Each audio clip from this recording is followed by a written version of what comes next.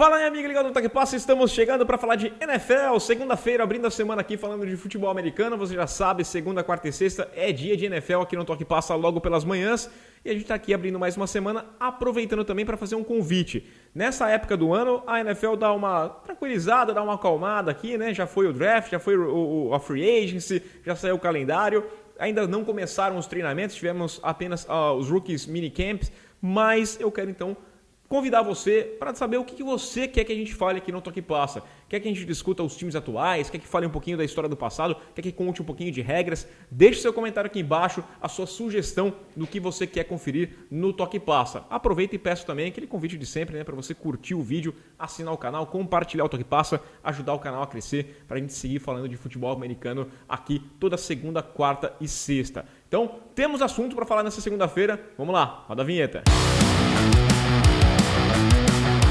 Vamos abrir a semana aqui falando um pouquinho ainda do calendário. Eu vim na quinta-feira falar dos jogos que eu tô mais ansioso para assistir nessa temporada, mas acho que a discussão tem que ser um pouquinho mais profunda, porque eu li bastante coisa interessante, principalmente do Warren Sharp. Ele faz um ranking, uma análise dos últimos 10 anos de calendários da NFL e ele mostra que existe uma diferença muito grande. Não existe um esquema Globo-CBF para prejudicar um time e favorecer outro. Não tem um Flamengo, um Corinthians, tá ajudando esse time aqui. Não é isso. É difícil fazer o calendário da NFL. A questão da dificuldade do calendário é definida por uma regra já há muito tempo conhecida. Já expliquei aqui também no Toque Passa como é que funciona. Então, acaba a temporada, você já sabe que adversários vai enfrentar e onde serão esses jogos, dentro ou fora de casa. Mas o calendário ele acaba trazendo uma dificuldade maior quando ele te faz viajar para um jogo de Thursday Night, depois tem um jogo fora de casa de domingo. Então, tem semanas que são mais complicadas do que outras. A NFL mesmo coloca no site dela nesta segunda-feira quem está com o calendário mais fácil, quem tem um calendário mais tranquilo, uma análise ali, coloca os Patriots, os Bills, os 49ers, esses times com uma semana apenas de semana curta, né, semana mais curta, ou uma ou 2 semanas. Eles analisam essa forma de calendário, então é uma coisa ok você falar, não tem um problema, não existe uma teoria da conspiração por trás disso aqui, que esse time é prejudicado e favorecido, mas o Warren Sharp faz esse destaque aqui, coloca nos últimos 10 anos, por exemplo, os Giants e os Eagles são os times que mais sofreram com relação ao calendário. Os Browns tiveram um calendário mais tranquilo com relação a descanso do seu time e vai enfrentar um time mais descansado. Então, isso tem que ser analisado, e acho que a maior discrepância acontece nesse ano com a equipe dos Eagles, que vão fazer 4 jogos em 17 dias, tá? Sendo 2 jogos em casa contra os últimos times que jogaram o Super Bowl, contra os Buccaneers e contra a equipe do Kansas City Chiefs. Começa na semana 3, em que você viaja para enfrentar Dallas, um clássico regional, num Monday Night. Aí depois, no domingo, você recebe a equipe do Kansas City Chiefs, complicadíssimo, coisa pesada. No domingo seguinte, você sai para encarar o Carolina Panthers, um jogo difícil também, fora de casa principalmente. E aí, num Thursday Night, você recebe a equipe do Tampa Bay Buccaneers, ou seja, não tem como ser pior do que isso, não tem como fazer mais de 4 jogos ou em menos de 17 dias. São 17 dias, é o pior cenário possível, nunca aconteceu, segundo o Warren Sharp. E a coisa fica mais complicada. Não é que estão prejudicando, os Buccaneers já seriam favorecidos, já seriam favoritos contra a equipe dos Eagles em qualquer situação. Mas vinda dessa maratona, o problema não é só você pensar que esse time vai ser favorecido ou não. O problema é que você transforma o espetáculo em uma coisa pior. A chance desse jogo ser um passeio já era grande.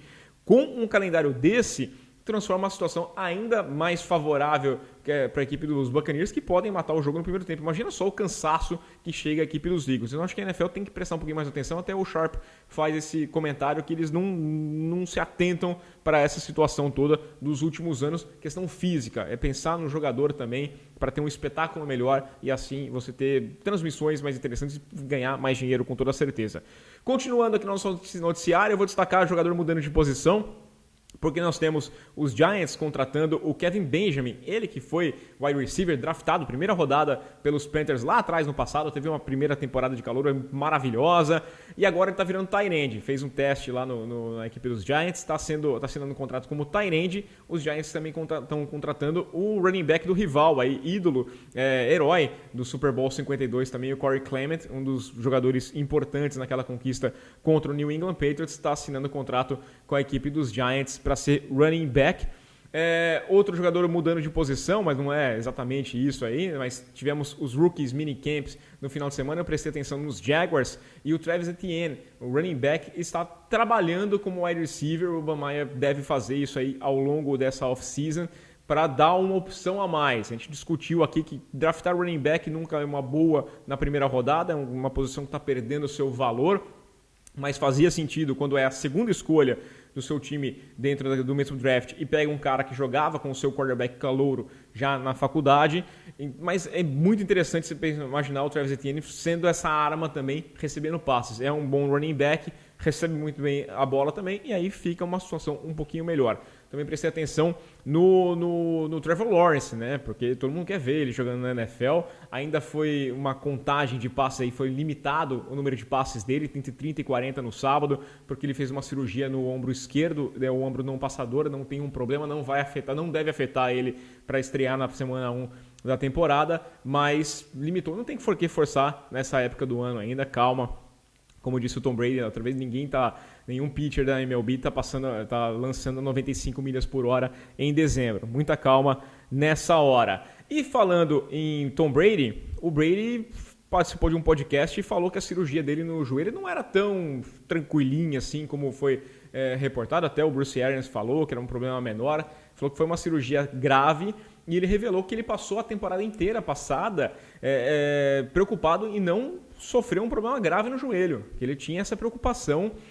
A gente pega de surpresa, né? Porque ele não aparecia nos reports aí com um problema no joelho, mas ele falou que passou a temporada inteira. Ele queria pensar em outra coisa, ele está pensando até nessa temporada como é que vai ser melhor você jogar sem estar preocupado em proteger o seu joelho a cada snap.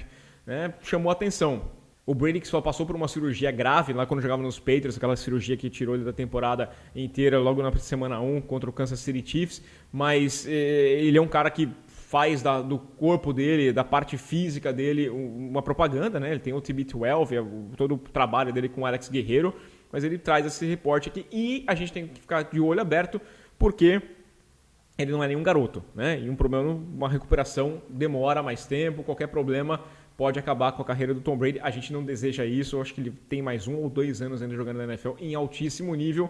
Enquanto isso, a equipe dos Buccaneers vão preparando o seu substituto, o Kyle Trask, que foi draftado e recebeu elogios do Bruce Arians neste final de semana desse Rookie Camp.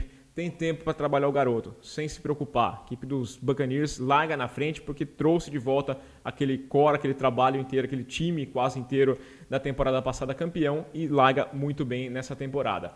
Mais uma vez o convite para você deixar a sua sugestão aqui embaixo, curtir o vídeo, assinar o canal, compartilhar o que passa e a gente volta na quarta-feira. Aquele abraço!